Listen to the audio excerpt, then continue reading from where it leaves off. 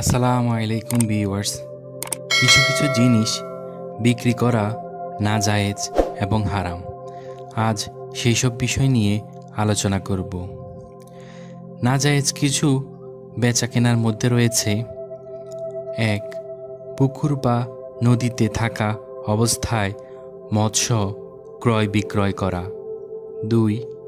একইভাবে জলে বা বড়শিতে পানির নিচে থাকা মাছ ক্রয় বিক্রয় করা। 3. বৃক্ষ বা বাগানে থাকা অবস্থায় ফল ক্রয় বিক্রয় করা। 5. গরুর বানে দুগ্ধ থাকা অবস্থায় ক্রয় বিক্রয় করা। 6. বৃক্ষ শাখায় পাখি থাকা অবস্থায় ক্রয় বিক্রয় করা প্রভৃতি নাজায়েজ। যেহেতু এই সমস্ত অবস্থায় মালের পরিমাণ ও সংখ্যাদি আন্দাজ বা ধারণার উপর নির্ভর করতে হয়, তাই এতে ক্রেতা বা বিক্রেতা যে কোনো একজনের জিতবার বা ঠকবার সম্ভাবনা থাকে। এজন্যই এসব নাজায়েজ করা হয়েছে। আবার কিছু কিছু জিনিস আছে যেটা বিক্রি করা হারাম। সেগুলো হচ্ছে: 1. মৃত মানুষ। 2. মৃত জন্তু। 3.